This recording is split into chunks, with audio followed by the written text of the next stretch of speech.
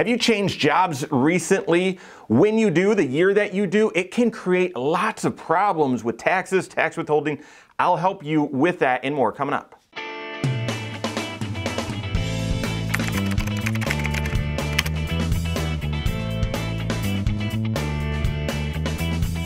My name is Mike Bernard. I'm the host of the Wise Money Show. I'm also one of the certified financial planners right here at Korhorn Financial Group. Make sure you hit that subscribe button, turn on notifications, and smash that thumbs up button. All right, so lots of people have changed jobs recently, and when you do, all certified financial planners know this, there can be all sorts of problems with your taxes shifting from one employer to the other. Lots of changes take place and you're not aware of them. So I want to help you confirm 3 things to avoid that nasty surprise. And let me tell you a story, okay? So one of my friends in college, actually growing up and all that sort of stuff, after he got out of college, he was an accountant. He was actually going to become a CPA.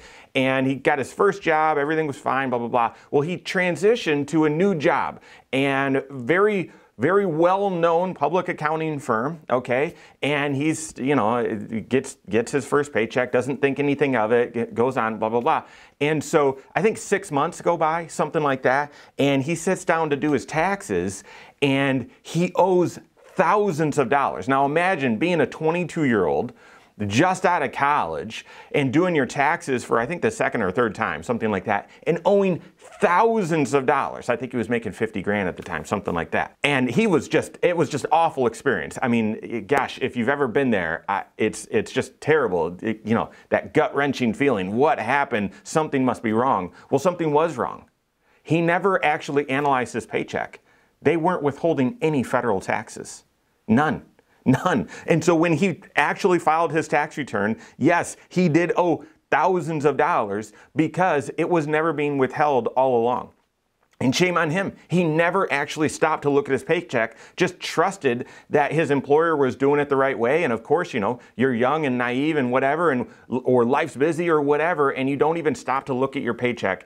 And had he done so, he would have realized no tax withholdings were taken out and avoided this huge surprise. Now, that's an extreme example, but there's 3 things that you're going to want to do, you're going to want to confirm in the year in which you switch jobs to make sure you avoid some nasty surprises like that. And the first one goes right in line with that story. You've got to confirm your tax withholdings. Confirm your tax withholdings. You can do so a few different ways. Obviously, when you transition and you switch jobs, you start with a new employer, they're going to want you to fill out a new W-4, okay? Lots of times you can do this online now. They've just made these changes over the past couple of years.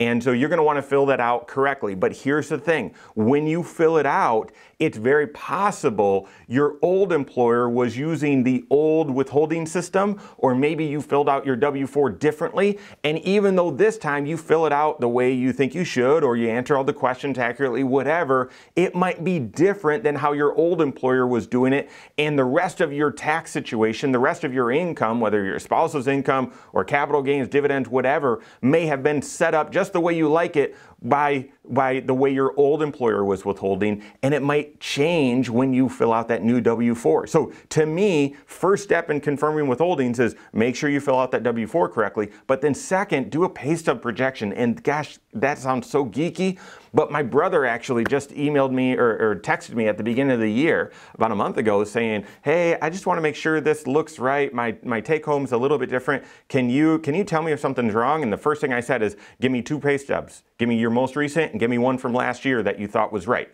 And we took a look at it, and yep, it was right. His tax withholdings had changed, and that was accurate. But you've got to do that pay stub analyzer. Your CFP is a geek. We're going to do that. We are going to do that for all of our clients every fall anyway, to make sure that we do a tax projection. But if you've changed jobs recently, once you start getting that new paycheck from your new job, you're going to want to do that pay stub analyzer, that paycheck analyzer, compared to to your previous pay stubs. Make sure the withholdings are correct. So that's the first thing that you need to confirm. The second thing that you need to confirm, because I see this get mixed up all the time, is that all of your benefits are set up correctly, and the ones that are supposed to be pre-tax are actually being withdrawn pre-tax or set up pre-tax on your paycheck. So this is health insurance, this is disability insurance, it's your HSA contributions, it's your 401k contributions. You've got to make sure that all of those are set up correctly. Now, that can be confusing, it's complicated. You might not be eligible for your 401k for 6 months, you might not be eligible for the health insurance plan for 3 months or maybe 30 days, something like that. But I know it's geeky, but trust me, to avoid surprises, go through and make sure you're looking at that pay stub saying, okay, are they withholding the right amount? Did my health insurance premium, did that come out pre-tax? Is that set up the right way? And if you don't know, check with your certified financial planner. But we see lots of mistakes where all of a sudden you get that W-2, you give it to your CPA, they start filling out their return, and they might just go with it. And okay, that's fine. But as a certified financial planner, we're looking at those returns for our clients and looking and saying, oh, wait a second. Doesn't look like this was set up correctly. Are you sure that this is how it was supposed to be? Blah, blah, blah. And occasionally we find mistakes. So make sure as you transition jobs that your benefits are set up correctly on your paycheck and that the right ones, the ones that are supposed to be pre-tax, are set up to be pre-tax. And then the final thing that you need to confirm is specifically in the year in which you change jobs is you've got to double check your 401k or retirement plan contributions. You've got to confirm you don't over contribute. Now think about it this way, okay? Pretend that you worked for a company for 6 months, for the first 6 months of the year, you worked for one company and you were making, let's say, this amount and contributing a certain amount to your 401k. Well, then you switch jobs and instead of making this, you were making this, okay? And because of that higher pay, you contribute more to your 401k. And all of a sudden, when you look at, well, here's what you contributed for the first 6 months, here's what you contributed for the next 6 months at your different employer, together, when you add those up, they exceed the annual contribution you're allowed to contribute to a 401k. That's a no-no. Your contribution limit to a 401k is not per 401k or per plan,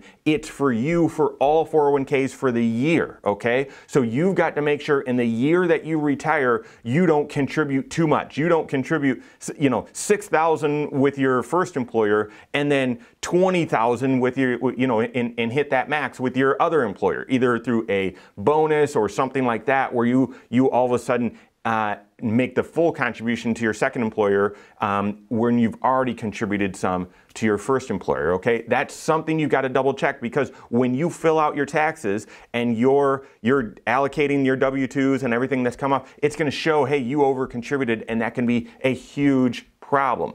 Same thing if you're contributing to an IRA or Roth IRA. If you were contributing a certain amount because your employment or you were getting paid a certain level, and then you switch jobs and all of a sudden you're getting paid a lot more, by your income going up, you now may be limited in how much you're able to contribute or deduct to that IRA, or even how much you're able to contribute or whether you can contribute at all to that Roth IRA, okay? I've done a few videos on that before, and when you switch jobs and your income changes, that can change your ability to contribute to one of these, and if you're not aware of that, that can mean you over contribute to an IRA or a Roth IRA and lead to huge penalties and problems down the road.